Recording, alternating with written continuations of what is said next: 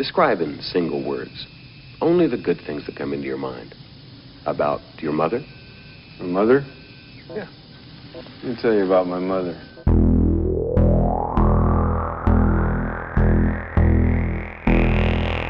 What is real? How do you define real? If you're talking about what you can feel, what you can smell, what you can taste and see, then real is simply electrical signals interpreted by your brain.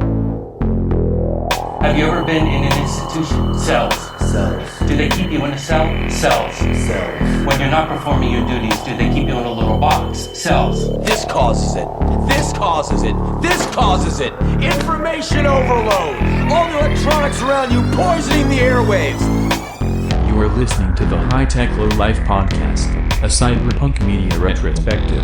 High Tech Low Life contains themes and language not suitable for all audiences. Listener discretion is advised.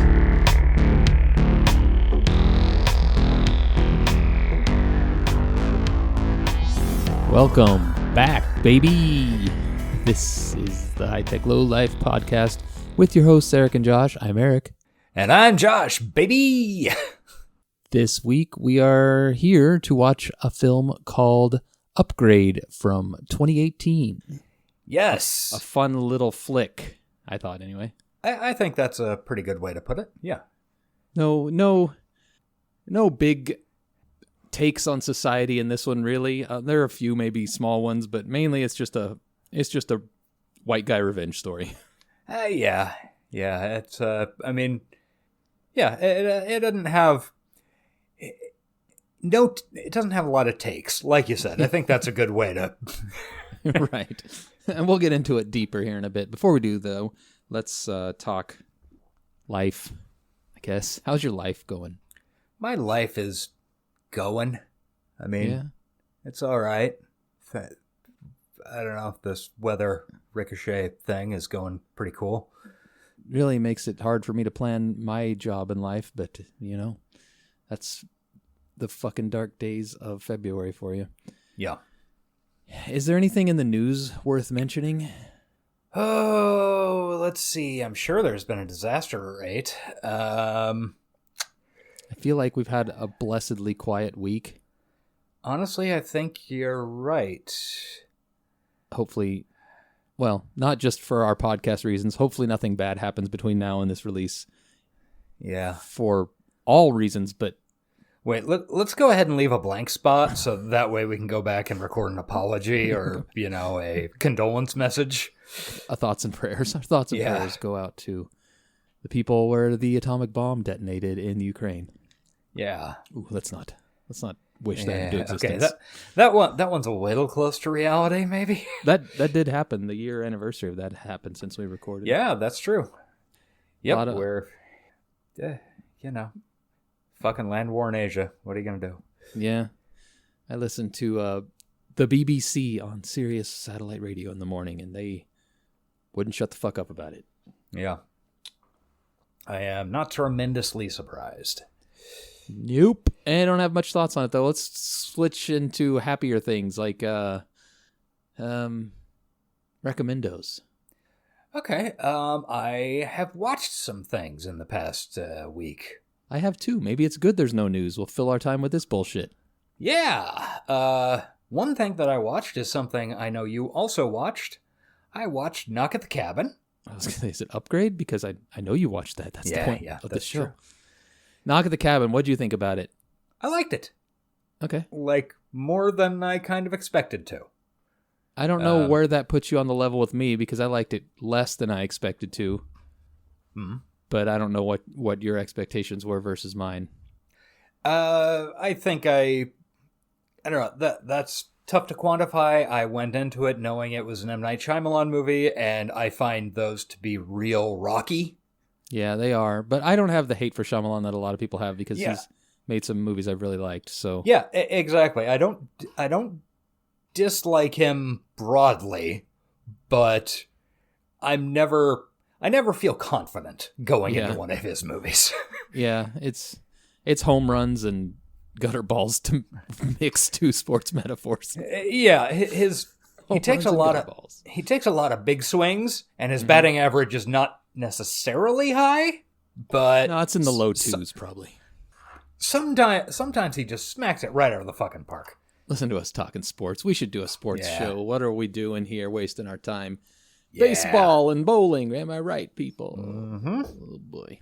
Well, I'm with you. I was hoping for it to be better, I guess, than it ended up being, but the performances really carried it, and the premise was really interesting. So, yeah. The thing that I liked the most about it, and is probably the easiest thing to like about it, is, man, I know I'm going out on a limb here. Fucking Batista is very good. I don't know if that's a take you've heard before, but no, never. That guy's really, really good. He's going to be in some movies that we cover on this show eventually. Oh, yes, he is. Because, I agree, and I liked the family. Even the kid was a pretty good actor. Yeah, the kid was also really good. I made specific note of that. Kids can be really annoying, like when you're supposed to be rooting for them, but she was good. Yeah. So that was a good movie. I mean, you talked about it last week before, whatever. Yeah, a couple weeks. Yeah. So I don't know that we need to go into it No. a bunch, but That's a second amendo recommendo sec whatever. He likes it too. Shut up. yeah. Have you watched anything? I've watched a couple things I'd like to shout out. My first one is yesterday, or rather Friday, I played hooky from work and sat at home to be lazy because I was tired. And I watched Mark Maron's stand-up special, From Bleak to Dark, I believe it's called. Okay, yeah. And I really enjoyed it, actually. Oh. Who are his guys? Who are his... What are you talking about?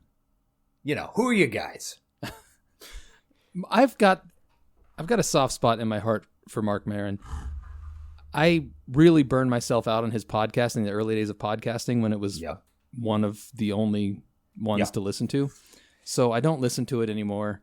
I can't take him in those large doses anymore. But when I see him on a show or something, I always like him. And I liked him in the stand-up special too. I don't know, maybe as I get older, I identify with his particular brand of neuroses more. But man, I will say, and I'm not going to spoil anything or try to retell it, but he did tell one of the darkest jokes I've ever heard in a stand-up special in my life. Okay. I'd recommend it just for that. You might know from the news that he went through some dark times in the last couple of years. Yeah. And he gets into it, and it's funny and bleak and dark, but it is funny. So I recommend that if you have an hour to kill. All right. I might at some point. You might. I might. Anything else? Actually, yes. I watched for the first time in, 20-ish years, Trainspotting. Okay. And it is really, really good. Like, it's better than I'd remembered. Then I watched the sequel, which I had not seen before, T2, Trainspotting. Wait, what? Yeah. Came out in 2018, I think. It's an act. Oh, okay. Yeah, I can remember that. Yeah, I think it kind of came and went from theaters. Like, I remember thinking at the time, like, oh, that's interesting. And then it, disappeared. Yeah. But I watched Trainspotting and then Trainspotting 2, and those are both really, really good movies. I highly recommend both of them, even if maybe you didn't like them a ton. If you saw them 25 years ago or so when they came out. I did not. I mean, I saw them, but I did not like them a ton. Yeah. If you go into Trainspotting recognizing the fact that the movie is much more about youth than it is about drugs, like, the entire movie is effectively... you can read the entire movie as a metaphor for somebody's youth as opposed to drugs. Like, these are all people who are, it really made me think of Emporia. That That's the place. That's the small town we both grew up in. For Yeah. the listeners. And like sort of the way, yes, you can have a shitload of fun and you've got all your friends that you've known forever, and then you have to you absolutely have to get the fuck out. Yeah. And if you don't get out, then nothing good is going to happen. If you watch the movie with that in mind, it is really, really good. Okay. I don't know, man. I feel like, I don't know, the drugs is hard for me to get past. I don't know, it bums me out. Yeah. But maybe I'll try it again someday. Drugs? Yeah, drugs. The sequel was good though. Yeah, it was really good. How did it not get talked about at all? I don't know. That's a good question. It's entirely possible, maybe it came out and got absolutely fucking run over by a Marvel movie or something like that, box office wise. That's true. Or who knows, maybe it was one of those, God, I didn't notice the production company who distributed it. It might have been a fucking Weinstein or Miramax film. Oh yeah, that's true too. It was got fucking dumped or, something like that. Yeah, the movie industry has gone through some changes in the last half decade, that's for sure. Yeah. Well, I'll do one more recommendo before we roll into this bitch. All right. I've waited since the start of this podcast to give this as a recommendo because it's a TV series that's been ongoing. But I've been watching Shrinking on Apple TV. Oh, yeah. Harrison Ford. Mm-hmm. And I've decided that I like it. Yeah. It's all right. It's pretty solid. Good. I don't know if feel good is the word, because there's some heavy stuff they get into, but it's mainly just like a family drama comedy, and it's funny. And Harrison Ford is funny, which surprised me. I didn't think he was capable of it.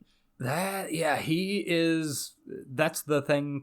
Shockingly, the thing I like most about that show is Harrison Ford being funny. He really gives off surly grandpa, but in a likable way, kind of like in Blade Runner 2049, honestly. He had some charismatic moments in that movie. Yeah, he is a very good surly grump. Yeah, so, and I just never really expected to see him on a TV show. Well, he's on 2 right now. What else is he in? 1923. Oh, right. I did know that. Have you watched that? We have watched the first half of the season. It is...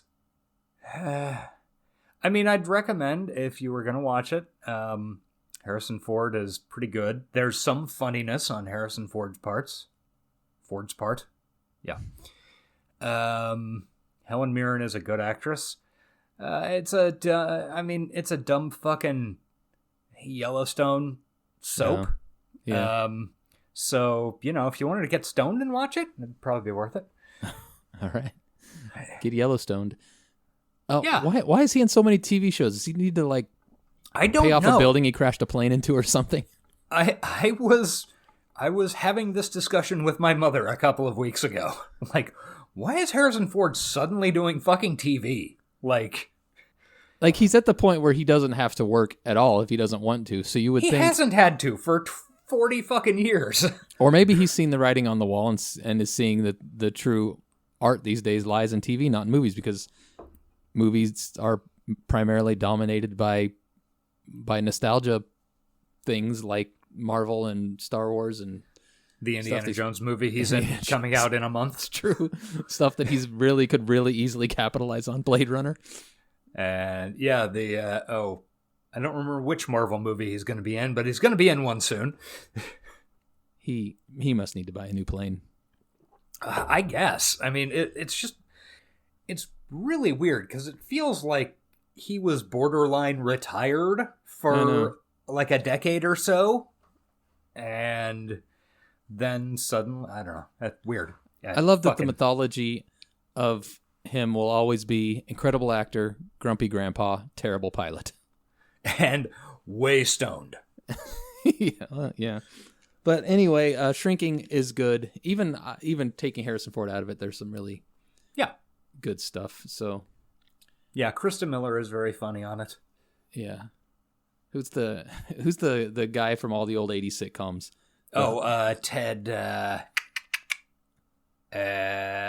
Fuck. What is his name? He was the neighbor on Married with Children. Yeah, and he's often regarded as the harbinger of doom for a sitcom because when they bring him on, the sitcom dies. Yeah. What? Goddamn it! What is his name? Yeah. I can't remember. Somebody will. Yeah. Can IMDb it because we are incapable. We are. We have to have IMDb up for the movie we're going to talk about today. What's that movie, Eric? The movie we're talking about today, as previously mentioned at the beginning of this show, is called Upgrade from 2018. Directed by Lee Whannell. Whannell? Whannell? Looks kind of like a Whannell. What else has Lee Whannell directed?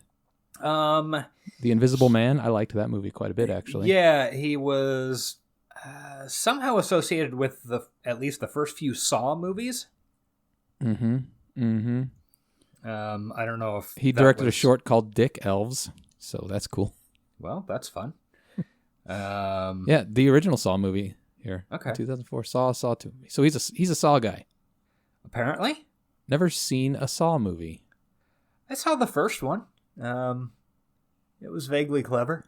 I mean, he directed Insidious, which explains the Blumhouse connection. Insidious is like it's one of my wife's favorite horror movies and one of the better horror movies of like the last, well, I guess it's over 10 years now. It's 2010, but it's a good one. Which one's Insidious? I can't say anything that would set it apart from anything else. It's the one with Patrick Wilson. Wilson okay, great. Like that's helpful. Yeah, that's very helpful. He's like in every horror movie of the last 15 Jesus years. Christ. Years ago, I heard somebody relaying a quote from him where he said, look, I want to be a guy who can just be in 5 movies a year, 10 movies a year, just make movies, get on screen, and just still be able to walk down the street. Yeah. And I think he's managed to accomplish that. For the most part, I've seen enough horror movies that I'm pretty sure I would recognize Patrick Wilson. I'm sure you would, but compared to like the number of box office dollars that guy has brought in, yeah, he is way less recognizable than, I do also often frequently confuse him with the Mindhunter Knock at the Cabin guy. M. Night Shyamalan. No, the actor. Jonathan Groff. Yeah. Yes. Really? The same to me. In my brain, they do. Huh. Anyway, he has nothing to fucking do with the movie Upgrade that we're covering. That's true. I mean, I guess he's been made rich by Blumhouse, which produced this movie, so in a way they're related, but not really. Sure. What is Upgrade? Who does Upgrade star? What's this guy? What is this guy's name? I forgot. It's 3 names. Logan Marshall Green. Yes. He has been in a few things I've seen before. Spider-Man Homecoming.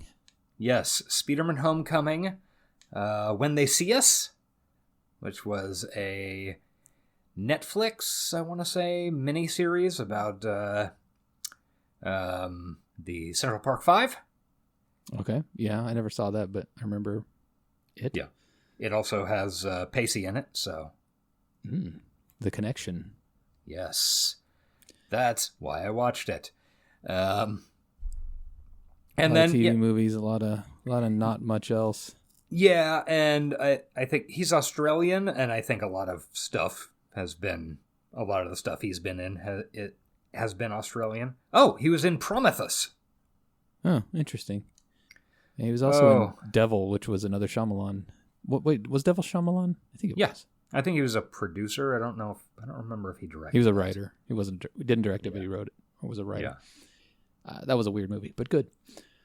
I don't think I ever saw that one. Bunch of people trapped in an elevator, and so was the devil or something. I don't remember. Yeah. It also stars Harrison Gilbertson. I'm trying to think anybody. Abby Craden. Nobody really that famous. Yeah, I looked at everybody's IMDb, and most of them were like, oh, they did 2 episodes of A Law and Order. Yeah. Or, I think the people, even if they had done a bunch of movies, they were not movies that I had heard of or seen. So Yeah, Melanie Vallejo, his wife, doesn't even have a picture on IMDb. yeah, I was a little bit surprised at that. Do you want to do... so what I think we should do, since this is a newer movie, I feel bad spoiling it because there's a good chance our listeners haven't watched it, but we also can't really go over it without spoiling it. So let's try to keep the spoilers to like one chunk we can put a warning tag in front of and let them skip towards the end of the show. Is that okay? Does that ruin your whole plan? No, that doesn't ruin anything. I'm just not sure how possible that's going to be, but... True. Oh, okay, we could say, fuck it, we could just spoil it. I mean, look, they can pause this podcast at any point and go watch the movie. I did manage to edit in our last week's episode that we were doing it, so they've had a week's warning. I don't know, it just, this movie has, the ending you don't necessarily, aren't supposed to anyway, see coming, so I hate to spoil it outright, but... this is literally everything we've done has been spoilers, and it's been 5 years since this movie came out. All right, that's fair.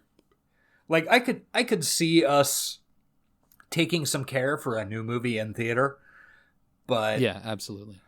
Yeah. Okay. Well, yeah, if we cover, I saw news this week on who they're picking for Case for the Neuromancer TV show. Oh, I apparently did not. They're eyeing Miles Teller.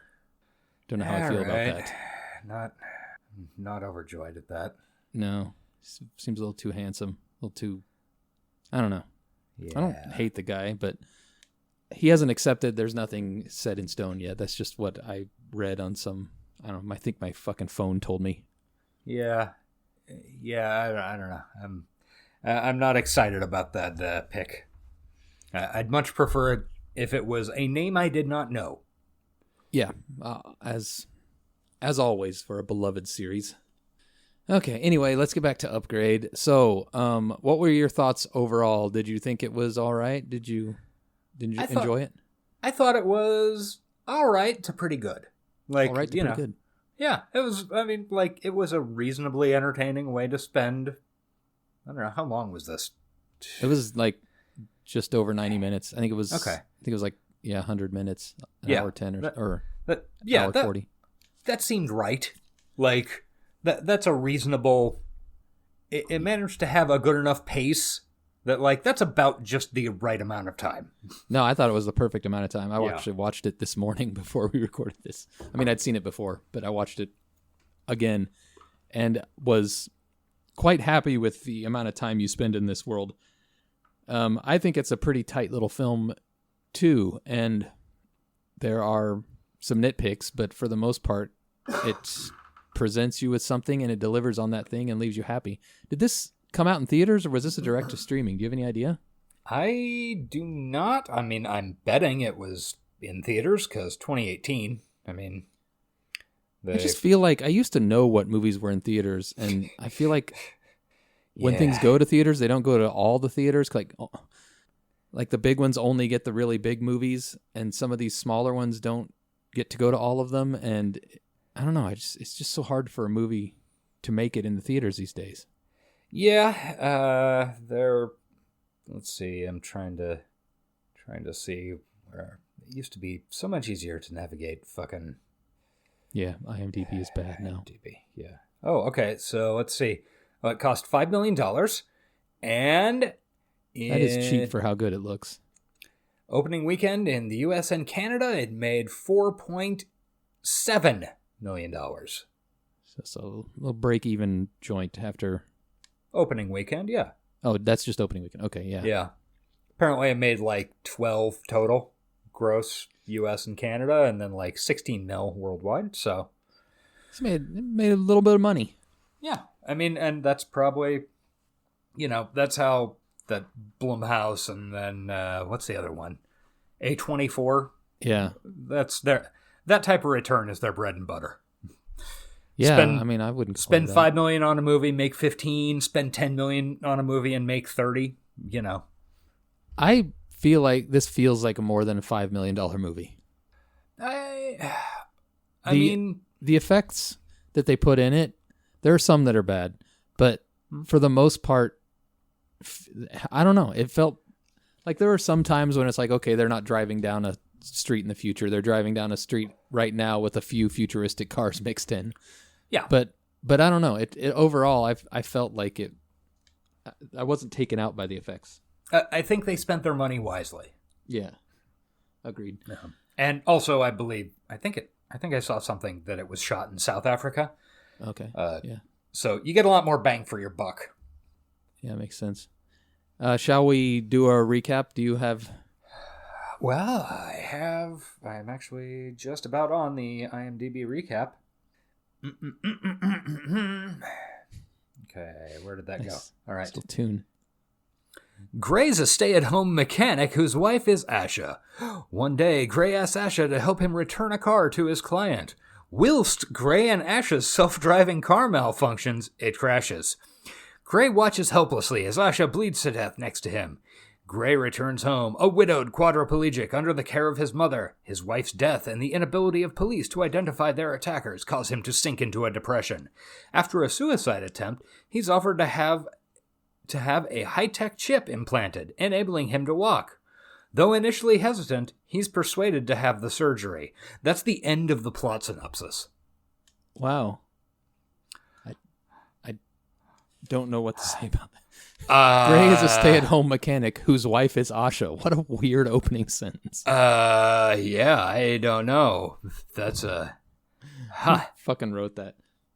I'm starting to understand. Isn't it Dawson's Creeps that always reads the synopses from IMDb, and they always make fun of him? Yeah. Real quick correction. Okay, here's a much better one. All right. Hope it's short. It is. Set in the near future, technology controls nearly all aspects of life. But when the world of Gray, a self-labeled technophobe, is turned upside down, his only hope for revenge is an experimental computer chip implant. Now that's what I'm looking for on a blurb. Yeah.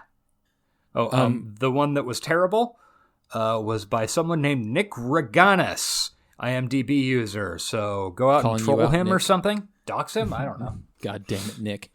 Ruining everything. I wanted to say, as a correction, I just saw in the trivia that this was filmed in Australia, not South Africa. Oh, okay. So, yeah, if you're taking My a test bad. on this later, don't use us as your only source. Yeah, maybe look at IMDb or Wikipedia yourself. Oh, that makes sense. I think I saw that. I think I saw the director is Australian. Oh, yeah. Okay. Yeah, Lee. All right. So the film. Are we going to go by the film through it, scene by scene-ish? I mean, what I can remember. I don't know that scene by scene seems like a valuable use of our time. Okay. Well, it starts in what's his name? Why am I blanking? It's a weird name. Gray. It starts in Gray's garage. Actually, it starts before that. There's a cool production logo that looks like the cover of Joy Division's Unknown Pleasures record. Oh yeah, and don't they like? It's they just like speak all the production stuff. Yeah, it's really fucking weird. Yeah. Yeah, I really liked it and was like, oh, is this the movie starting? A Blumhouse production. Blah, blah, yeah, blah. I almost, like, when I was hearing it, I almost thought, like, is there some type of audio thing for visually impaired that I have turned on or something? Because it sounds like an automated voice, but it's just part of the intro. Yeah, it was neat. I liked that. Yeah, agreed. And then it cuts to his garage that looks like my garage, if I'm being completely honest with you. Yeah, it's a garage. He's playing Smokestack Lightning on vinyl, which I can relate to because for a long time I had a garage with an 8-track player in it, which is almost vinyl. Yeah. Yeah, basically. Basically in this scene, we're just establishing that he is just a regular dude, working on a Firebird, drinking a beer. It also kind of takes you out of the time period it's in because he's working on these old cars, listening to old music in this old garage, and then his wife pulls up in a very futuristic-looking auto car.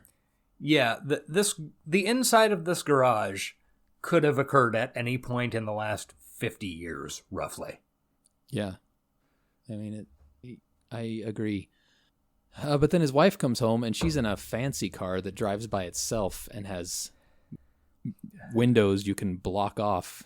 Yeah, I don't know, like weird solar panel stuff. I don't know. It was odd. Like some odd choices for a fully self-driving car. Yeah, I guess you want to block the world out. It'd be nice for the near future. It doesn't ever actually say when this movie takes place. You have to assume probably like 20-ish years in the future. Sure, let's go with that. That seems like a reasonable assumption. All the tech they presented, well, some of the implants and stuff get a little out there, but all like the day-to-day tech they present seems pretty realistic that we could have that. Yeah, the type of shit that like Bill Gates might have in his house today. Right, yeah. And, in 20 years, it'll have trickled down to our bullshit. Except self-driving cars. I don't think we're ever going to have those. Yeah, you're probably right. I just don't think it's fucking possible to do it without endangering the lives of thousands. I did notice once the wife pulls up, they have a moment in the garage or in the driveway where they make out a bit and they go in, and then she does some weird, like, low-key shaming him for his his work. Yeah, it was a little weird. I guess stay-at-home mechanic was probably a good way to put that. Yeah, she apparently makes all the money, and they have a really nice house. Yeah. And I would note that he states very specifically he, quote, dropped the block in the Firebird today. Finished up. I know. That sounded like something that would take a lot of time. Yeah, that I mean, if he was capable of doing that by himself with no robot help, then that's actually really impressive, nay, impossible. There might have been an engine hoist off screen. There might have been. Robotic one. Yeah. I do want to point out that in the future, working on classic cars and being able to restore like 70s cars would be a luxury service that you could definitely charge a high price for, I would think. Yeah. One would think. Yeah. I've seen some interesting TikToks, and I think I might have seen an article too lately about how Gen Z is actually less tech savvy than the generations that came before them because they don't have to be tech savvy because everything's so easy. So this guy explaining like how his children don't understand what files are, like how there are files on the computer that you can go and retrieve and manipulate. They've never had to deal with files before. They just type in the network address or whatever and do what they need. Yeah. And that's interesting. And I wonder if it's going to, maybe our tech progress is going to slow because the generations that come after are not going to be as adept at building this stuff. Maybe. Yeah. I don't know. That angle on it is something I'd never really thought of. Or maybe global warming will just kill us all. And none of yeah. I don't know. It's going to end up being a Mad Max thing anyway. Yeah. And then those fucking Zoomers will be in trouble because none of them drive cars.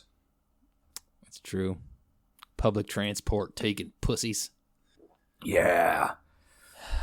Fucking hyperloopers. Anyway, we got off track there.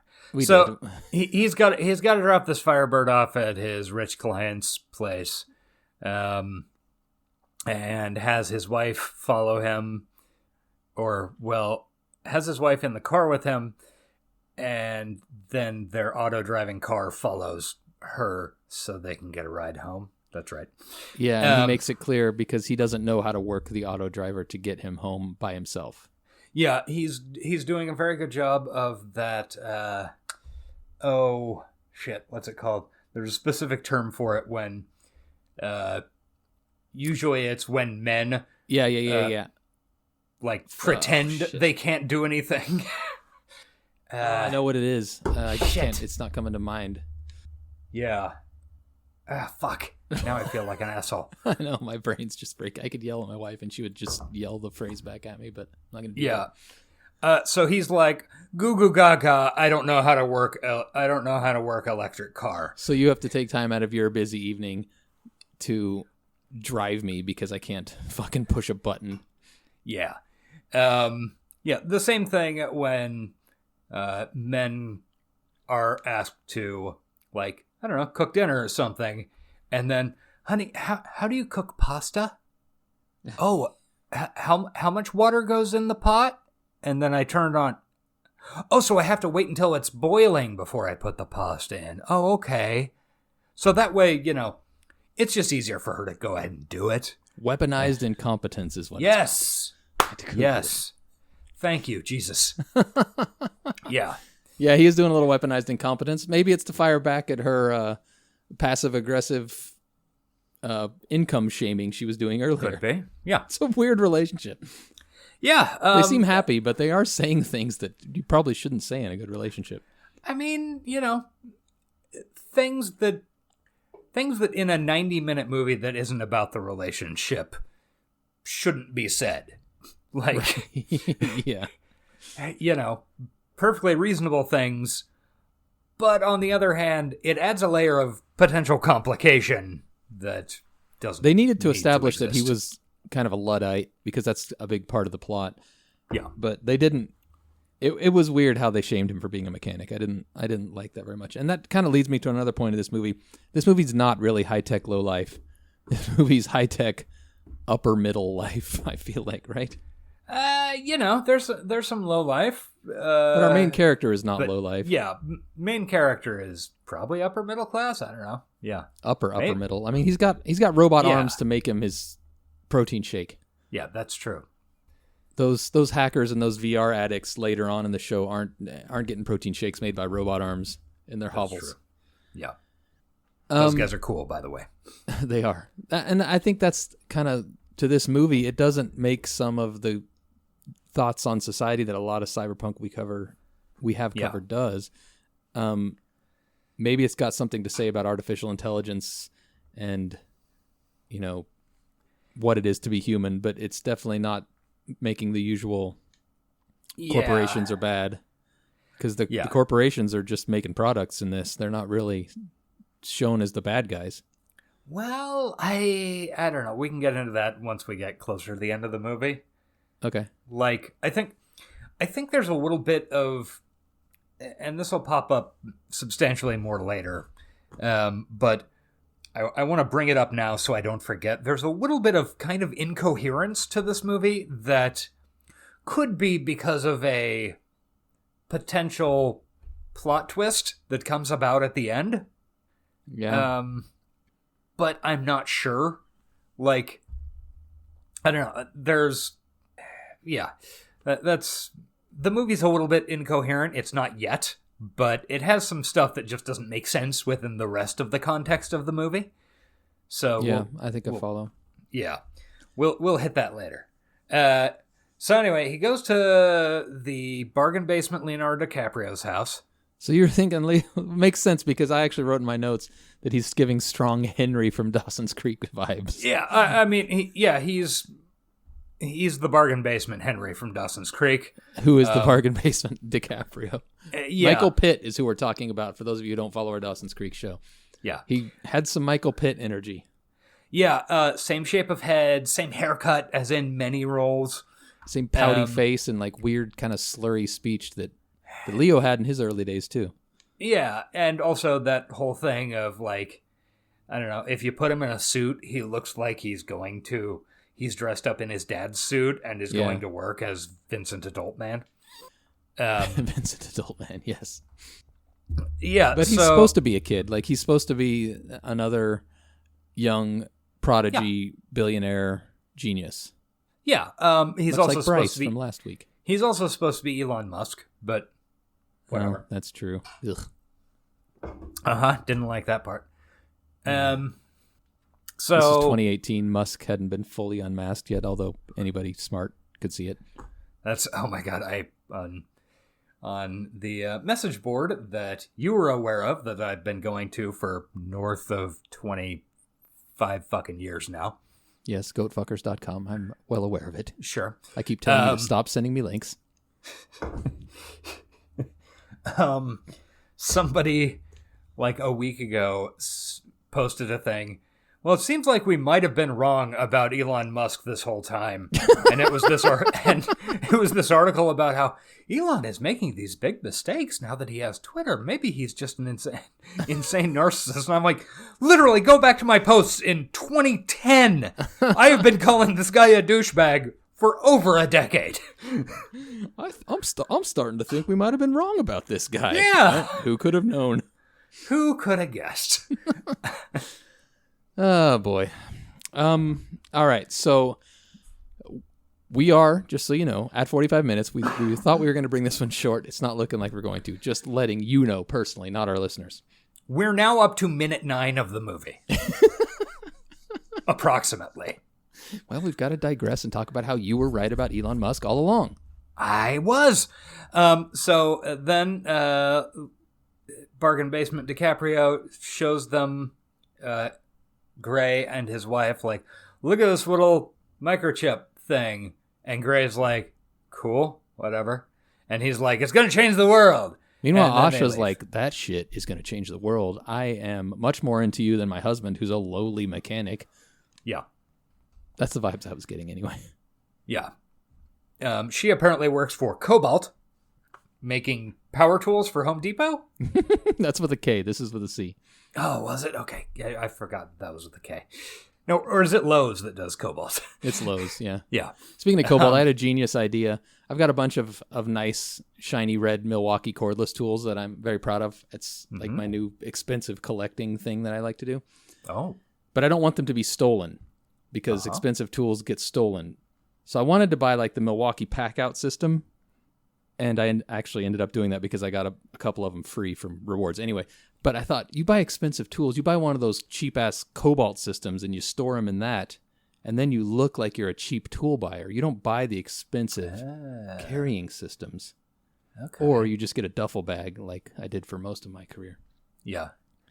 I don't know why I'm talking about this. You started talking about Cobalt and then my brain triggered. Yeah. No, I get it. They don't make cyber arms, though, which the Cobalt in this movie does. Yes, apparently. So then they leave DiCaprio's house. Their car starts malfunctioning and driving them through a rough neighborhood, which is where Gray is originally from, which is brought up repeatedly, but never actually has any effects on the show. It just allows him to narrate to the audience some things about the area. Yeah. So it turns out the car AI went rogue, and it gets them into a big wreck, and then like 4 dudes show up and kill his wife and shoot him in the back of the neck and paralyze him for life. Boom. Yep. Very quickly. Yes. That was, like... right in front of a bunch of witnesses, by the way, which never seems to be brought up later. Yeah, the witnesses, not really a thing, and also the fact that the police drone stayed a convenient 450 yards from the action while filming it. Yeah, with its blurry camera. Yeah. Yeah, I'm pretty sure drone camera stabilizing technology would have improved within the next 20 years, but whatever. Yeah. Also, it's fun that the police program their drones with the same cowardice that they themselves have. Yeah, that's true. Do you think we're going to get to the point of a hyper-surveilled drone society? Most cyberpunk stuff tends to have drones flying everywhere. Do you think we're going to get there? I mean, it's certainly not impossible. I would say it's probably fairly likely, depending on when the techpocalypse occurs. Yeah. I mean, because it takes time to roll that out. It does. Like, I mean, they'd probably have it in Britain already if they hadn't already made such an investment in fixed in place security cameras. That's true. Well, give us time. We'll find a way to make sure you have zero privacy whatsoever. Yeah, it's going to be great. But you don't have anything to hide, so don't worry about it. No. If you did, well, we'd know.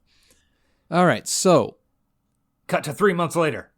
Yeah, 3 months later, Gray is alive, paralyzed from the neck down, being taken care of by his mummy in his fancy home. Robot arms.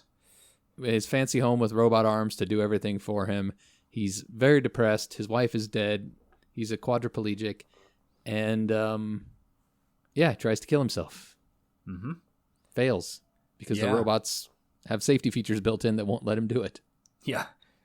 Yeah, I thought that was pretty funny.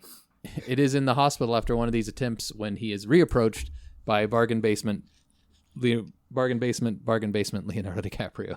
Yeah. Bargain Basement, Big Lots, Leo DiCaprio. Big Lots, Leo DiCaprio. We should probably know the character's name. Also, I feel like we're being unfair Aaron. to the actor. I think it's Aron. It's Eron, I believe. Oh, was that right? Okay, so it's exactly Elon. Oh, God, you're right. I never put that together till you told me. Now I hate this movie. Yeah, Aaron who says, you remember you remember the little chip that I showed you? Oh, shit, dude. I'm sorry to interrupt, but Aaron Keane was in The Peripheral. Was he? He was for 4 episodes, apparently.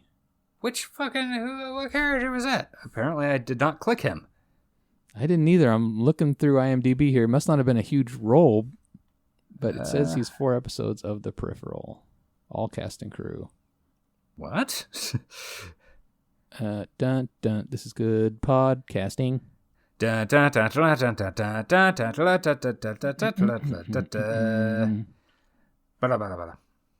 right, he's credited as Harrison Gilbertson. Wait, I was looking for his character name. I'm so fucking stupid. His name is Harrison Gilbertson. He played Atticus. Who's Atticus? Was he one of the... I assume?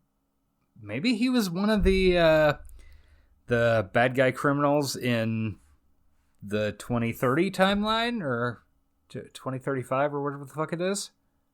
Atticus. Who get wiped out by the train crash? Oh my God, I've got to Google it. Jesus Christ. Hoping I can get a picture here. Oh, shit. No wonder you would never put it together. He's the fucking mullet dude. The kid that's like hassling. Okay.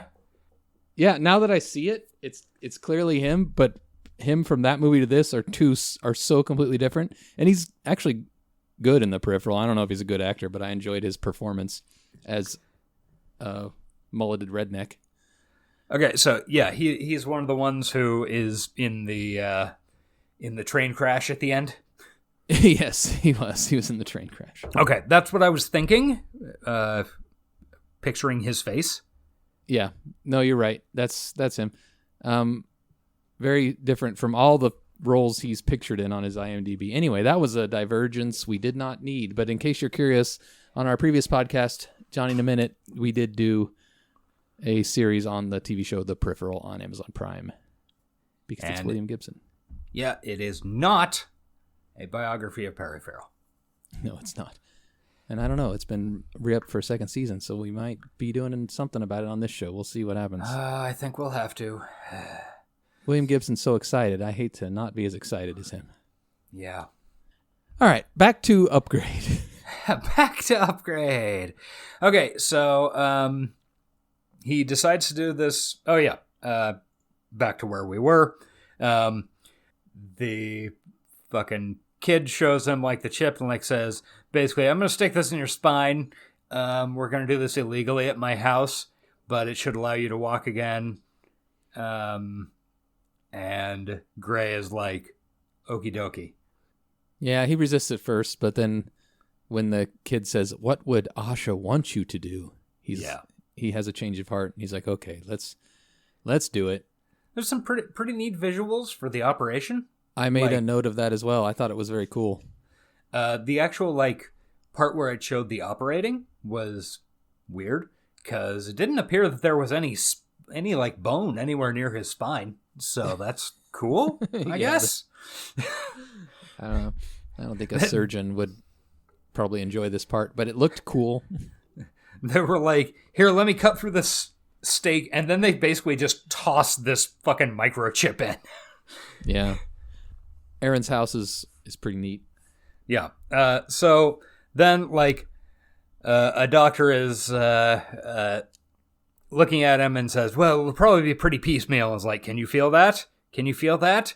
And then he's up and running around. Yeah, he very quickly recovers. I guess it was only 3 or 4 months probably, so his muscles would probably still be in pretty decent shape. No, they a month is your muscles are terrible and you can't walk. Really? Yeah. What if you have... They atrophy very quickly. What if you have a chip that's stimulating them? That would be a cyberpunk technology that is not directly addressed in the program, which we'll have to assume exists. Yeah, because really, it's only a month, huh? I mean, yeah, it does not take long to lose every bit of muscle tone you've got. Well, that's going to be my excuse then. You want me to paralyze you? No, I'm just going to... I don't know what I was saying. I'm saying I've lost every bit of muscle tone I ever had. I mean, I guess having never had it, I got lucky that way. Oh, right. That's not true. No, you were jacked. We know it. I looked like Iggy Pop.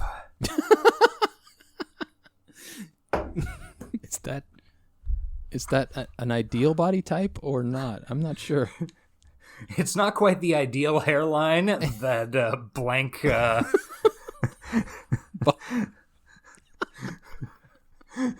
Iggy Pop. Body of Iggy Pop. Head of blank... Fuck, I can't remember his name. What is his name? Fucking Byron? Something like that? I don't know. I've literally heard us say it 1,000 times while I was editing, but I can't remember it off the top of my head. But yeah, that is a Photoshop I want to put together. Okay. Pop looks like a normal, like, ripped dude who was his like Stretch Armstronged out an extra 2 feet. Yeah, approximately. Okay, I don't know what the fuck we're doing here. We're talking about Upgrade. So then he goes home, and apparently the police detective who he saw earlier, it doesn't matter, dropped off some files because paper files are very cool. I mean, she's an important character. We should probably point her out. Yeah. Yeah, that's absolutely true. She was, like, she seemed good. Like, honestly, she might have been the best actor or the best actor in the movie because... I mean, I don't know. The main character was pretty all right. I mean, he had to do some weird shit. Yeah, physically, he managed to pull all the physical stuff off. Yeah. And do pretty well at that. His, like, acting and emoting stuff wasn't anywhere near as solid. But I would agree that Betty Gabriel, who plays Detective Cortez, is probably the strongest actor in the show. Felt like a person that could exist. Oh, that's where I know her from. She was in Get Out. She was like in all the trailers where she's like talking to the main character. Oh, okay. With a weird, creepy smile on her face. Yeah, I saw her in some retro TV show. I don't remember what it was. Well, this is the opposite of retro, and she was pretty good. Yes. Yeah, she brings him a bunch of files, and he decides to get to investigating on his own now that he's learned that he can walk. And then his microchip starts talking to him, and he's like, oh shit. Yeah, that's right. It's not just an implant, it's an artificial intelligence. Yeah, so it turns out looking through these files, the microchip sees on the videotape something 1 pixel wide that I don't know. That makes him sketch. It's a real Blade Runner enhance. In fact, I think it was there's a lot of Cyberpunk homages in this, I feel like. Yeah. And I feel like that was a shout out to original Blade Runner. Yeah. I can see that. I didn't immediately connect that, but because they spot a tattoo on one of the guy's wrists. Or the AI spots it, because the AI can see through his eyes. It can basically experience all his senses, and it has, if given control, it can take control of his body. Yeah. But otherwise, is just along for the ride. Except for I don't think it has any control of the head. No. It's just from the neck down. Yeah. And and it turns out that the police have like no fucking leads on these 4 guys who attacked him and his wife. Or anything about it, apparently. Yeah, they're pretty useless. And I don't know if that's a statement on the police or just a convenient fact for the advancement of the plot. Because it didn't seem like they were painting the police in a particularly negative light. There's one line... There's one line in the scene in the police station that basically the detective says something like, yeah, these guys can, if... these criminals are advanced enough. They can build a firewall around themselves hard enough that we can't crack it, or something like that. And I don't think it's really saying anything about the cops being useless. No, later on, he does say to the officer, he says, either find the people who killed my wife or get out of the fucking way and let a computer do it, which was a good line and also kind of indicates that they're pretty useless. Yeah. But I don't think that's a statement they were trying to make, honestly. Yeah, I don't think... This movie isn't trying to make a lot of statements. No, it's not. And, we're 30 minutes in, and we're about to hit the first fight scene, which is fun. Yes, the fight scenes are the high points of this film. Based on this tattoo that the AI, whatever, that the AI identified, he goes to this dude's fucking house. Climbs out of his wheelchair across the street and breaks into this guy's house after he sees the guy leave. And then he's going through his messages, finds a bunch of references to a bar. It doesn't seem that important. Then the guy shows up and starts whipping his ass. Yeah, the guy's a cybernetically modified vet, and he starts some sort of ex-military special forces. I don't know. That was not clear, but then when he recognizes him, he does react strangely, like why are you here? You're not supposed to be here. I don't want basically acting like he doesn't want to have to beat his ass. Yeah. Go ahead. Oh, there's some... fuck. I wrote down a line that...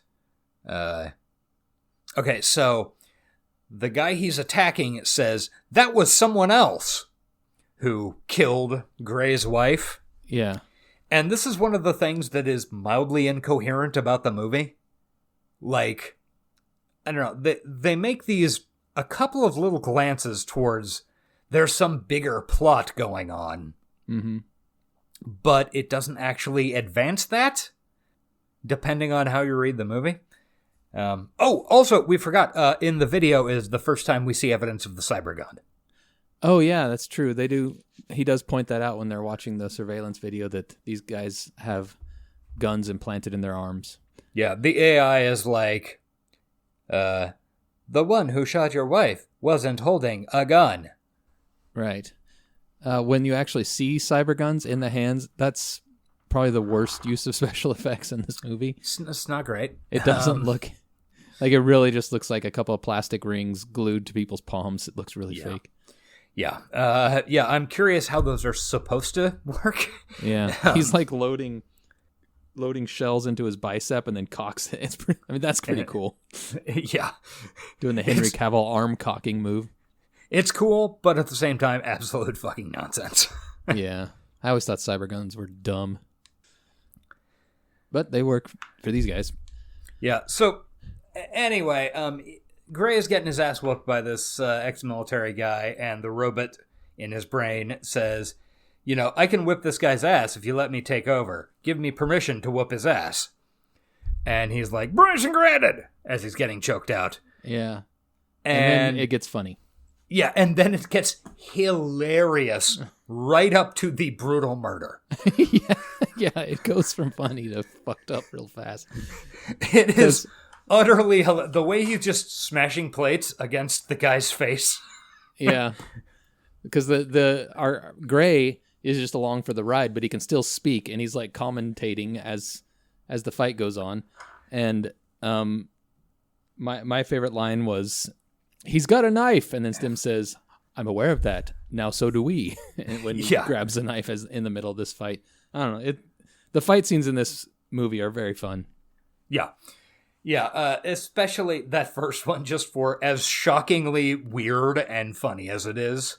Yeah, that stand-up, that 90-degree hinge stand-up that he does when he engages Stim is very fun. Yeah, and like, I don't know, at some point in later fight scenes, you get to the point where you're like, oh, so having this robot control his brain allows him to break the laws of physics? Whatever. Yeah. But in this first one, it's just very dumb and funny. Until until the fucking robot cuts a guy's head in half with a fucking chef's knife. Yeah, he cuts him a Joker smile. Yeah. From the... Yeah, it's brutal. It's brutal because you're laughing because the fight is funny. He's saying funny things, and then all of a sudden he just cuts the guy's head in half. He's just looking on, like, kind of bemusedly when the robot is using his arms to bash plates against this guy's face, and now we have a knife. 18 stab wounds suddenly appear on the guy. Yeah. And then that's when it dawns on Gray that he's just killed a man, sort of. Yeah. He didn't really do it, but his body did it. Yeah. So then he vomits and cleans up the sink. Yeah, and then cleans up the entire house because Stem kept a record of every surface that he touched, which is convenient. That was one thing when I first wrote it down. I was like, oh, it's having him take his shoes off. And then he immediately starts touching shit. Okay, sure. I guess that's a way to live your life. Why did he have him take his shoes off? I kind of missed that. I think theoretically to reduce evidence that he had been there. Oh. I thought it was to be quiet, but then also there was nobody there, so I don't know. Yeah, but then he immediately starts touching a ton of shit, so... Right. Also, I'm curious as to how he cleans up everything he touched when he touched this giant glass table which got shattered. So did he just clean up the entire table? Good question. I don't know. I mean, it's not like the table was whole where he could like take a rag and wipe off the spots he touched. Yeah. The table was giving me strong Peripheral vibes, by the way. Yeah. The way he swiped through everything. I don't know if Peripheral borrowed that or if it's just a gesture people think we're going to be using in the future. I assume it all comes from Minority Report. Yeah, that's true. Minority Report did it first. That's kind of a cyberpunk movie. It kind of is, and it's definitely dystopia. Hey, here's a... add it to the list. Here's a question. So if we were doing not cyberpunk, but instead zombie, like with, zombie movies and stuff as our primary raison d'etre, yeah, would we cover Weekend at Bernie's 2?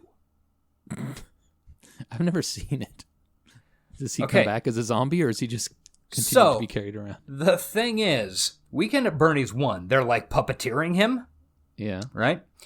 The deal with the second one is he is actually resurrected as like a zombie. Oh, then we'd have to cover like he's moving around by voodoo magic. Yes. So, if we covered Weekend at Bernie's 2, would we then have to go back and cover Weekend at Bernie's 1? That's true. It wouldn't make sense if we didn't. So, yes, if this was a zombie movie podcast, we would have to cover both Weekend at Bernie's. Okay, I'm glad we got that cleared up. I just wanted clarity on that. Well, when people argue that some of the movies we are covering aren't strictly cyberpunk, we can just do the Weekend at Bernie's defense. Yeah. We refer you to the Weekend at Bernie's rule. Thank you. And it will hold up in any court in the land. Any court of law in the land. All right, back to Upgrade. Okay, we got to get through the back hour and 15 minutes of this movie much more quickly. So he goes to a bar called the fucking Bone Zone. No, that's not correct. It'd be a lot cooler if it was. I've got it written down. Old Bones. Yes. He goes to a bar called the Old Bones because it appeared in fucking Dude He Murdered's messages like 38 times. Yep. Did you spot the person in the Old Bones with the elf ears? I did. Also, I spotted the fact that the bartender should have been Russell Crowe. Yeah, that's true. I mean, that guy was exactly Russell Crowe today. Like, fat beard. Probably would have pushed the budget up over $5 million, though. Probably. Do you think the elf ears were an homage to Shadowrun? Sure. Let's go with that. I don't know. The bar was cool. Just a bunch of fucking bones hanging from the ceiling. Mm-hmm. And it was really nice that the guy next to him at the bar held his whiskey so he could suck it out of a straw. Yeah, everybody's giving him weird looks, but the guy next to him, because remember, I don't think we ever pointed out that that Gray had to sign a clause stating he wouldn't tell anybody that he could walk. So he's got to pretend to be paralyzed wherever he goes. And yeah, the guy at the bar next to him holds his drink for him in his wheelchair and lets him drink it. And that was, the bar is supposed to be full of rough and tumble criminals, but that's a pretty kind thing to do for someone. Yeah, I really expected some sort of, based on the looks he was getting prior to that, I was expecting the guy would like toss it in his face or, I don't know, some shit. Yeah. And the guy was like, oh, here you go. And he sucks down the whiskey, and then it's great. It was a wholesome moment.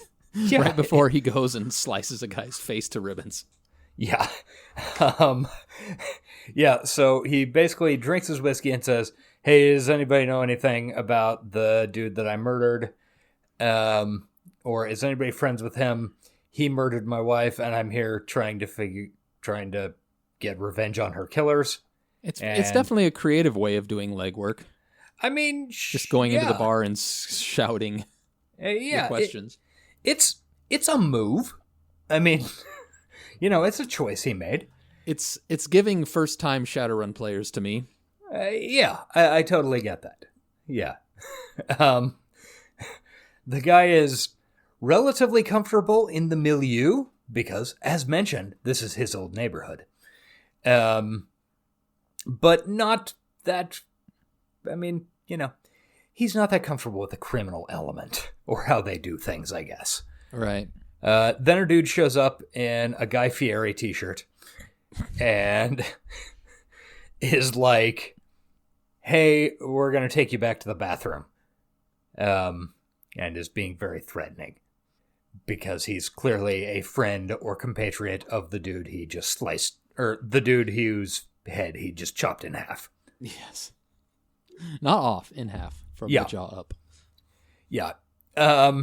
So this black dude in the Guy Fieri shirt and like 2 other guys, whatever, take him back to this bathroom, which the floor is covered with shell casings for some reason.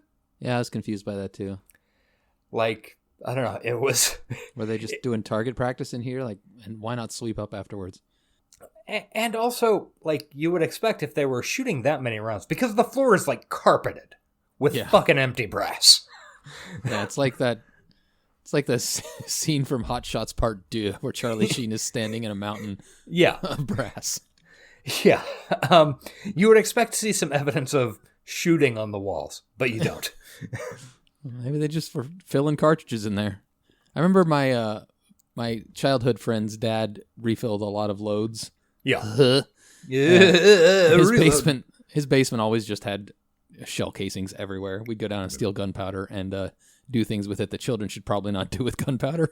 I don't know. Sounds like a great idea to me, but then I was the same age and approximately the same region as you, so probably not appropriate. That's what kids our today. age did for fun before the internet. Mm-hmm.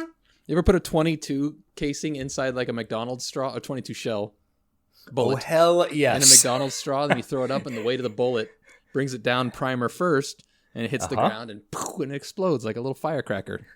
Who knows where the projectile goes? Probably not at you. Probably not. Good times. Yes. Being a child was fun in the early 90s. Yeah. Okay, so anyway, there's another fight scene with like these fucking 4 dudes. After which, at the end of which, the robot takes control of Gray's body and says, okay, I'm gonna slice your face off, to the guy in the Guy Fieri t-shirt, to get information out of him. And the guy says, it was just a job. And his face looks like bacon. Yeah, Stim really does a number on him. Gray has to look away while Stim's slicing him up. Yeah. I don't know why he went so far. I don't know what it gained him to learn, even given the knowledge we eventually know. Yeah. That's unclear. Like I said, there Unless are a couple he just enjoys inflicting violence. Yeah, there are just a couple of... This is another one of those points in the movie where it just gets, like, if you think about it too much, it gets fairly incoherent. Yeah. Oh, and also something we forgot to mention. What was the Elon Musk guy's name?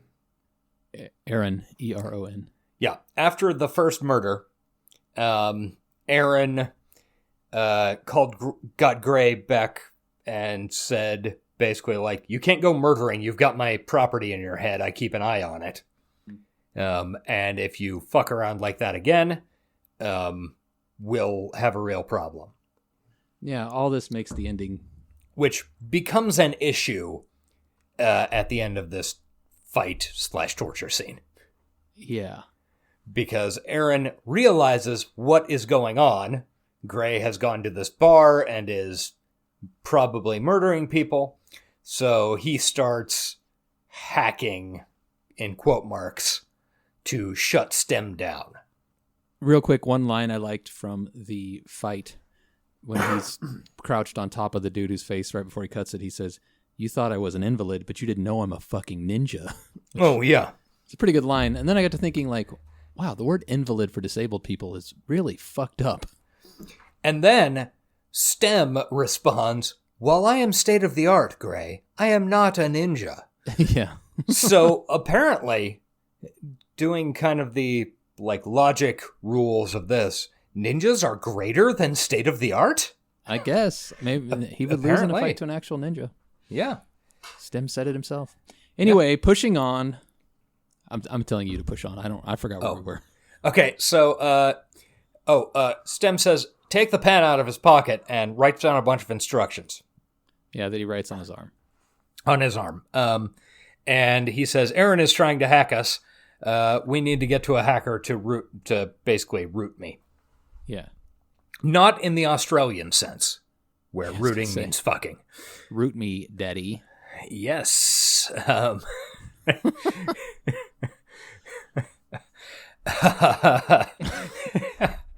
Did I break your brain? Continue. Sorry, I was reminded of a thing I saw on Twitter this week of a weather report from somewhere in the Northeast where it had the weather map labeled plowable and then Maine. And then it was labeled horny on Maine. So all right, he tries to get out of the bar. He gets out of the bar and goes to this hacker that apparently STEM Google searched for. Yeah, while they were doing all this other shit. No, it was from the dark web. Yes. So he goes to this nearby address and he's like, STEM is glitching out because he's being hacked, and he collapses in a hallway full of fucking glow sticks. Meanwhile, while this is happening, our main bad guy who actually killed Gray's wife is at the bar questioning what happened to all his men, and we get to see one of his fun tech items as he sneezes on the bartender and releases a cloud of nano drones that go and kill the bartender, which I thought was very cool. Yeah, that was pretty cool. And this is the first time we really see that guy. I hate that guy so much. Like, oh, wow. That character is the epitome of repulsive to me. Wow. Damn. Like, and I'm sure it's not the actor. It's like the combination of like the mustache and haircut and wardrobe the guy is wearing. Like, this guy is 100% marching with a fucking tiki torch in Charleston. Oh, yeah. Well, I mean, he's not a white supremacist. He's a cyborg supremacist that is later revealed. Which, let's be fair, if I was a cyborg, I'd probably be one too because, meat is dumb. Murder? No, that guy's a white supremacist. Also true, yeah. Really? Something that makes me glad, like, I just never quite got into the Smiths. Like, it just didn't work for me. I like so now I don't have to regret that. Yeah, that's good.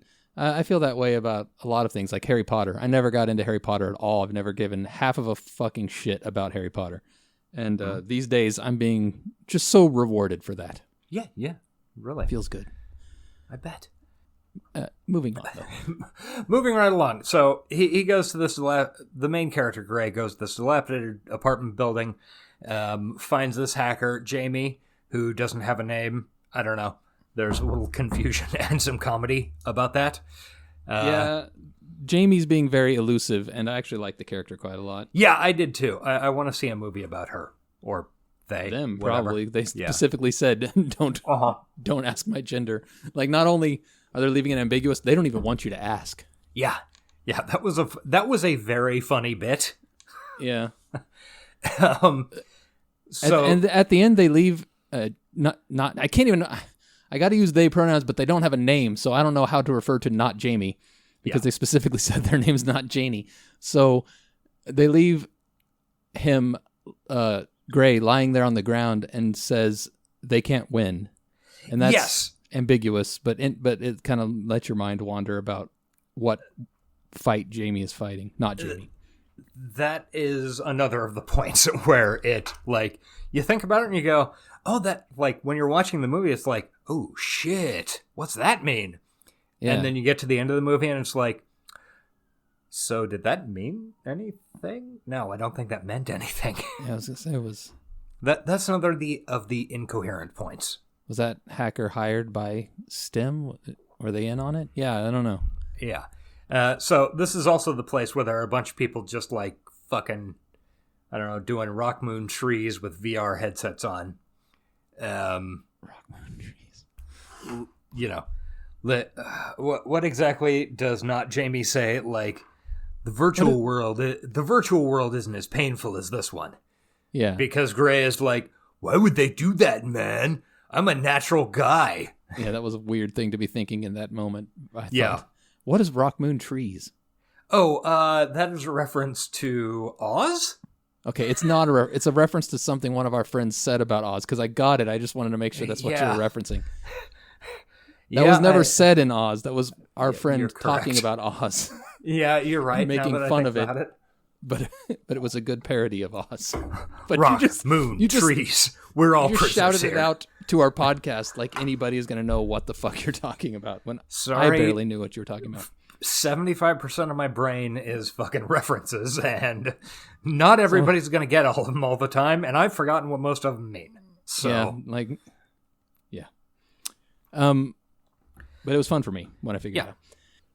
Anyway, all of the bad guys come up as STEM is rebooting within Gray, and they're about to kick his ass, and then STEM comes back online, completely jailbroken and free of any constraints. Yeah, so, I don't know, it whips his ass, or whips their asses, and then we have at another the same fun time, fight scene. Yeah. At the same time, there are also bad guys in the form of Aaron's security team, I think, who showed up, who are trying to retrieve Gray because of the hacking and wanting to not have the STEM chip get into police custody? ? Yeah, this is all very confusing once you've seen the movie and figure out why this is all happening like this. Yeah, so then the main bad guy who killed the wife shoots these security guys in an elevator. I did make a note. With thermal optics, and it's pretty cool. Yes, the thermal optics is like a really good example of how thermographic vision could be used in a role-playing game. Because, I mean, everybody's seen like Predator vision and stuff, but I don't think like Predator and stuff like that doesn't really show how it would work in like a Shadowrun or Cyberpunk or even maybe even a D&D game. But he looks through his cybernetic eyes at an elevator coming up, and he can see the people in it, and he just guns them down before it opens. And I thought that shot was actually very cool. Maybe want a game. Yeah, that was real cool. Let's see. Okay. So he ends up escaping and killing another one of the 4 dudes who killed his wife. So now he's got 3 down and the main dude left to go. I believe the main dude's name is Fisk. If I'm remembering correctly. Began with a B, maybe? Yeah. Bisque? He was the brother of the Fucking first guy delicious. that got killed. Fucking starving. I could use some bisque. No, it's Fisk. Benedict Hardy is the actor's name. Okay. He's the brother of the guy that first got killed with the chef's knife through his face. Yeah. So unsurprised to know that Benedict Hardy has played Nazis. Yeah. I really That guy's got a super punchable face. He was also in The Invisible Man. Oh, So okay. he must. Was he and that the director one- must be friends. Was that the one with Elizabeth Moss? Yeah, Okay, I never it was saw pretty that. good. It was a good movie. Yeah. Okay. I think I remember hearing that it was pretty good. Maybe from you. Yeah. Anyway, back to Upgrade yet again. Yet again. Gray goes home. His mom is there. Right. So his mom now knows the secret. Yeah. This recap is taking longer than watching the movie, by the way. How the fuck? Yeah. Okay. So his mom knows the secret. Then the police detective shows up and says, actually, I think we missed a spot earlier where the police detective shows up. Not important. The police detective says, yeah, I suspect you're doing all this shit because we found some fucking engine grease on a boot print on the guy's porch that you killed first. Mm-hmm. And we found your wheelchair right next to this other crime scene where this guy had his face slashed to ribbons. He's not doing a good job of covering his tracks, literally and No, figuratively. he's half-assing it, really. So then the police detective is like, hey, let me catch him. And then she sticks a bug on him at Yeah, some she point drops a bug in his coat. and overhears his conversation with Stem. Half of it. Yeah. And then there's a car chase. Yeah, the car chase is cool. I mean, I just realized you don't see a lot of car chases in movies anymore. No, not a ton. I mean, other than movies which are specifically made around car chases, like Fast X Furious. yeah. But it was a good one, and STEM. This is one of those moments when you realize that computers can't do everything, and STEM needs him to take over because he's probably a better driver than STEM.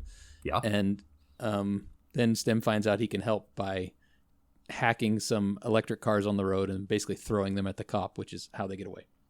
Yeah. Gray is driving a 71 Challenger RT, probably a 440, I'd guess. Gorgeous car, gorgeous. It's very pretty. And Stem, one funny thing about this scene that I noted was Stem says, I can't hack her car. It is not electronic. And then half a second later, she's like, it cuts to the detective, like, voice control, alarms and sirens. So apparently there's a bunch of electronics in that car, just like there are in every car these days. Yeah, but I guess I'm not like you could hack an electric engine, but I guess he's saying it's probably internal combustion. Yeah. And the steering's probably not electronically controlled. Yeah, but I get it, yeah. That's bad editing. Yeah, it's not great. So then, yeah, Stem causes a car crash with the detective and one of the fancy, I assume they made one prototype or, one production version of the electric car from the beginning of the movie. And it's the same one. Yeah, probably. But that's pretty fun.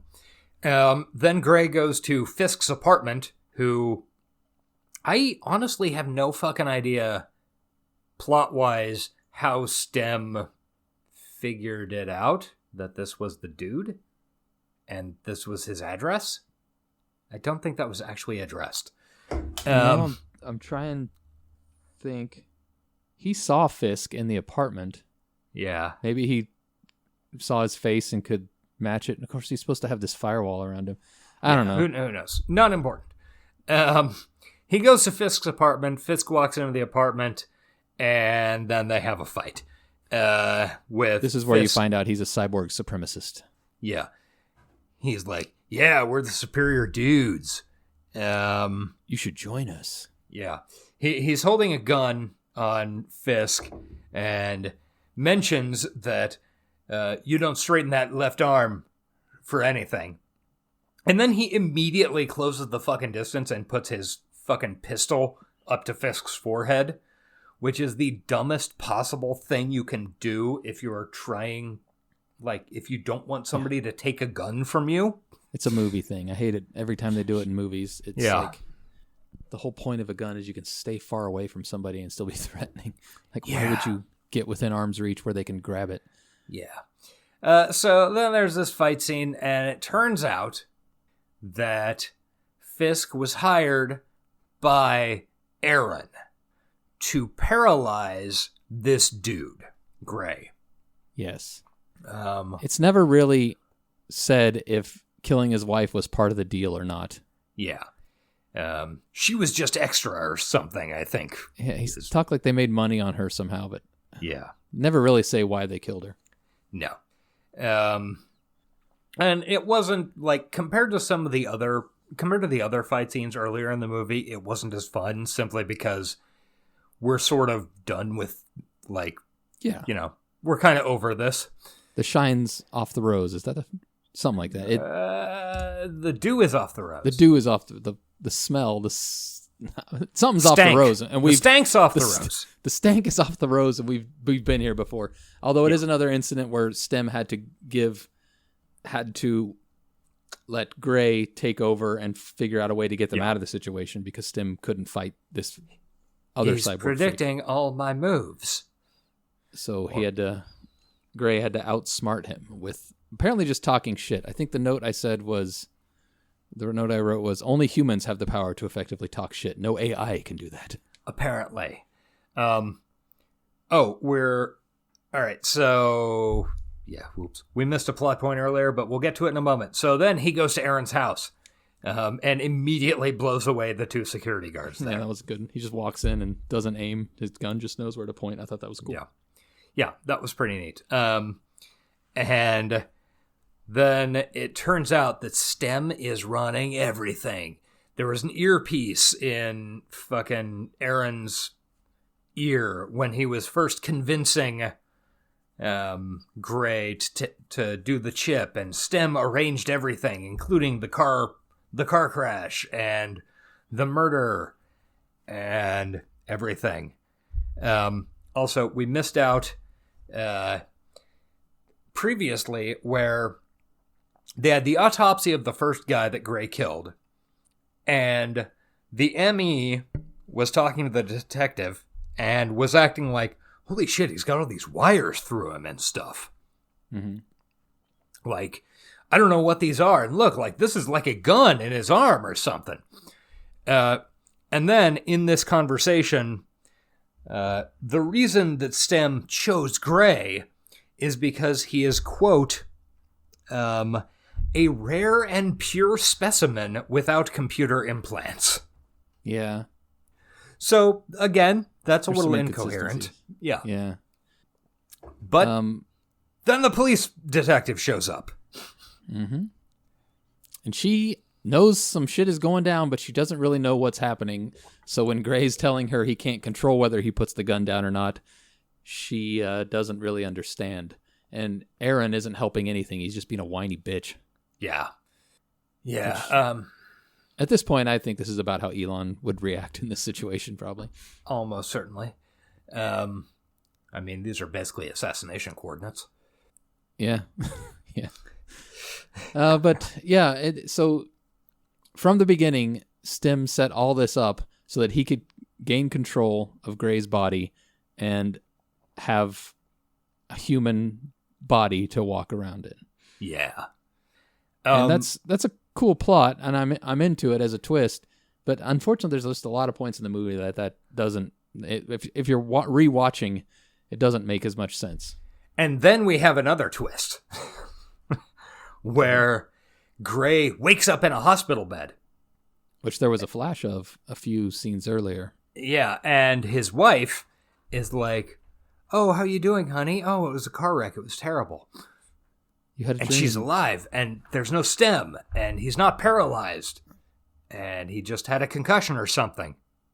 And it was all a dream, except for Then it cuts back, and Stem talking in Aaron's voice, saying, he just needed his mind to break. I've put him in a nice place now. He'll be happy, and I can have this body.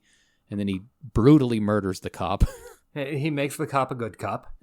Yes, and then walks out, and then the movie ends. Yeah. So what'd you think?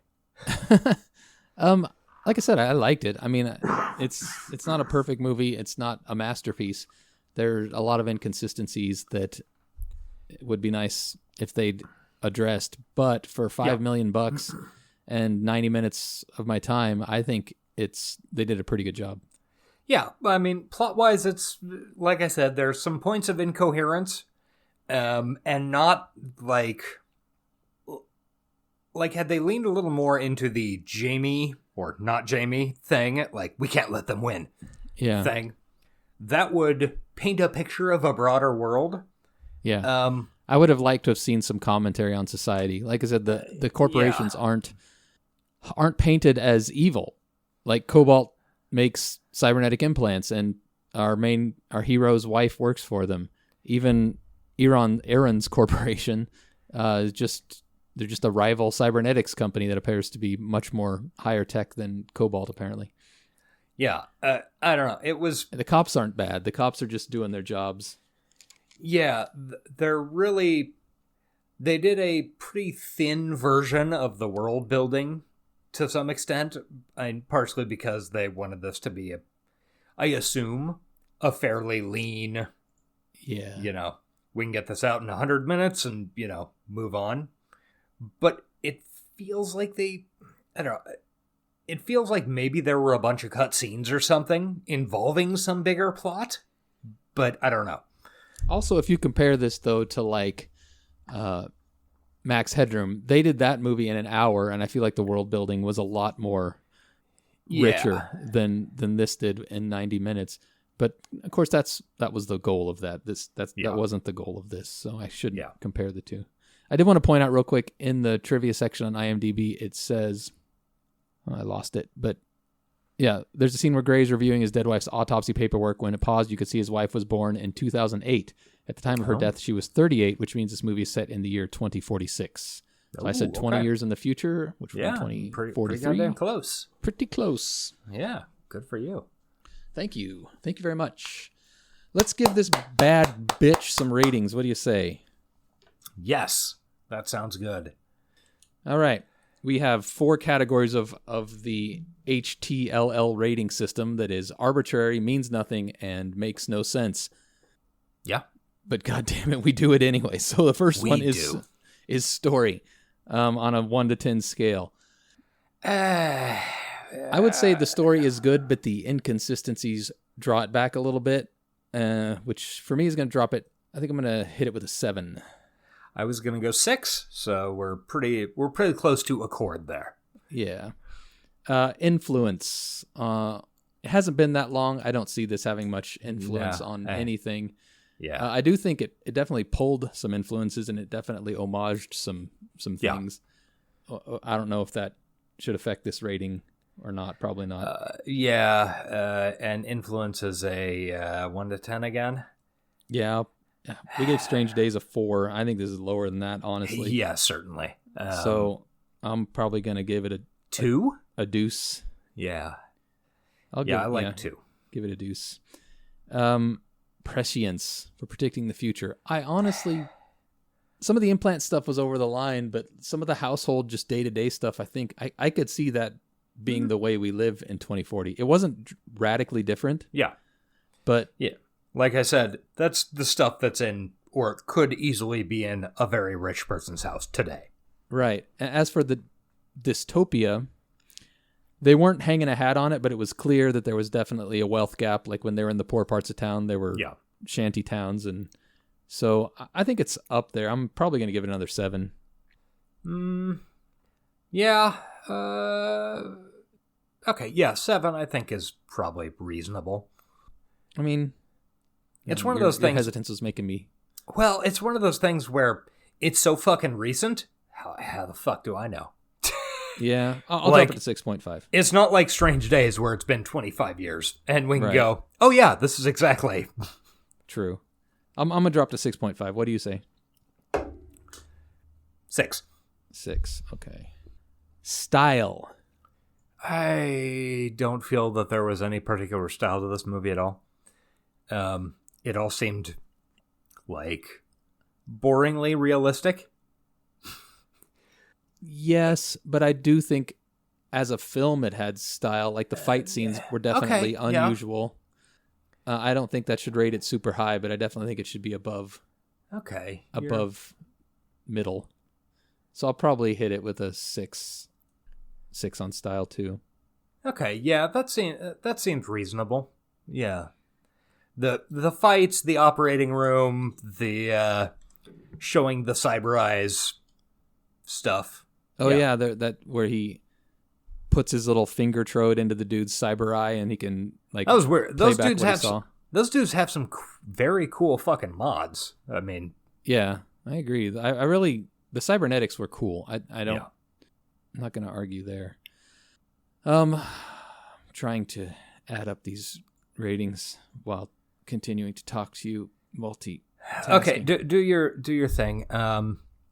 Hey, if you would like to talk to us on the tweeters, I am at Ace_Collins. Eric is at the Frog with a 0. I think we both relatively liked this movie. It's not a great movie, but yeah, we also haven't given it our hand raiser.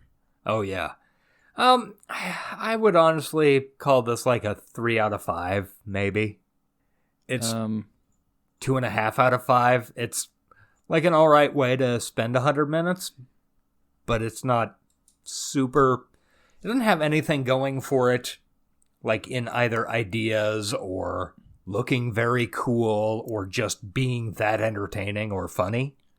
Yeah, does that agreed. make sense? The high points are the fight scenes, especially the early fight scenes, and it's worth watching just for the laughs you'll get from those, I think. Yeah. And yeah, I would say out of 5, I'm gonna go 2.75, just above middle. Oh, all right. Sure. All right. We did it. We rated it. The totals are 5.4 for me and 5 for you, whatever, if anybody's keeping track at home.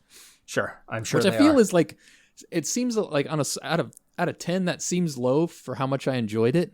But, I mean, enjoyment really isn't on our scale. It's the only place enjoyment ends up is in that hand raisers. Yeah.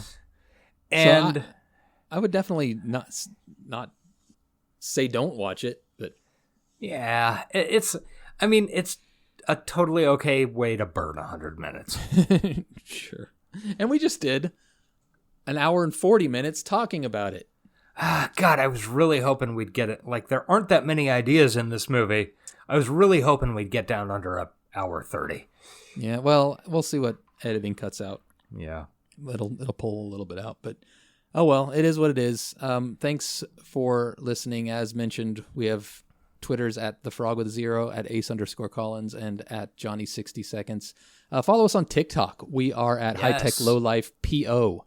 I recently started that account, and it's been new. I've been a TikTok lurker, but never posted before, and it's kind of fun.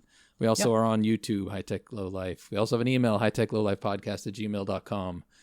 Just find our link tree and That's a good idea, yeah. get in touch with us. Hey, next week, we're doing fucking nothing. We're taking a week off. Yeah, we should have mentioned that up top. We're going to take a break because turns out this show is a little more intensive than all of our previous shows. Yeah, I feel doomed by the fact that I suggested no homework. Yes. Go back to our episode of Johnny in a Minute and pull that audio to rub in Josh's face. Yeah. But the week after next, meaning dropping on the 15th, I think we determined, we're going to do... Yes. We're going to do an episode on the 1982 film Tron. I believe it is currently available on the Disney Plus. It's a big one. Upgrade, we needed to take a break.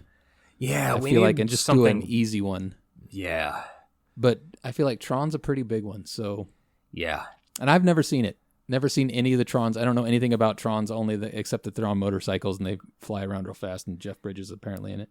Yeah, I haven't seen it for, I'm sure, 20 years. I mean, I remember when we watched it when one of our friends, who might have been the same one who did Rock Moon Trees. I think it is. I think it is. Bought the Tron DVD. Yeah, so watch Tron. Enjoy the amazing Wendy Carlos score. And we'll talk about it. Yeah. We'll have a guest to join us. Yes, we are going to have a guest, we hope. We've had preliminary discussions. Yeah, we'll probably not fully announce that till it's set in stone, but hopefully we're going to have a guest, and we're going to do Tron, and it's going to be great. And until then, I don't have a sign-off. We can't let them win! And I'm a fucking ninja. I don't remember what the line was. While I am state-of-the-art, Gray, I am not a ninja. See ya! Bye! Big one, so... Yeah. And I've never seen it. Never seen any of the Trons. I don't know anything about Trons, except that they're on motorcycles and they fly around real fast, and Jeff Bridges is apparently in it. Yeah, I haven't seen it for, I'm sure, 20 years. I mean, I remember when we watched it when one of our friends, who might have been the same one who did Rock Moon Trees. I think it is. I think it is. Bought the Tron DVD. Yeah, so watch Tron. Enjoy the amazing Wendy Carlos score. And we'll talk about it. We'll have a guest to join us. Yes, we are going to have a guest, we hope. We've had preliminary discussions. Yeah, we'll probably not fully announce that till it's set in stone, but hopefully we're going to have a guest, and we're going to do Tron, and it's going to be great. And until then, I don't have a sign-off. We can't let them This win! has been the High Tech Low Life podcast. And Find us on I'm, Twitter at Johnny60 Johnny60seconds. seconds. Email us at While I am state-of-the-art, Gray, I am not a ninja. and find us on Patreon at See ya. patreon.com/hightechlowlife. Theme music provided by Nia Lore at nialore.com. Thank you for listening.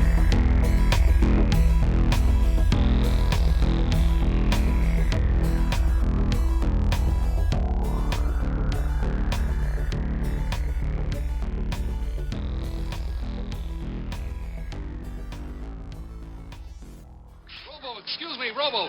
Any special message for all the kids watching at home? Stay out of trouble.